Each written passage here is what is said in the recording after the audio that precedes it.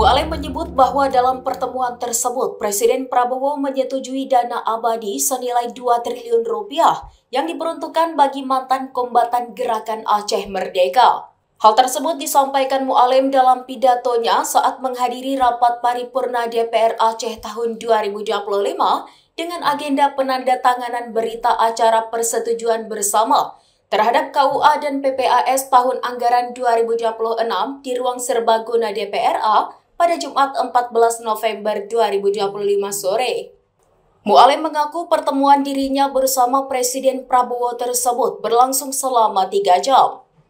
Dalam kesempatan 3 jam itu, dirinya menyampaikan semua persoalan Aceh ke Prabowo. Sementara itu, dalam kesempatan wawancara, Mualim menyebut bahwa anggaran 8 triliun rupiah tersebut merupakan anggaran di luar dana otsus. Mualim menambahkan bahwa dalam pertemuan itu, Presiden Prabowo juga menyetujui perpanjangan dana otonomi khusus Aceh yang bakal berakhir pada 2027 mendatang.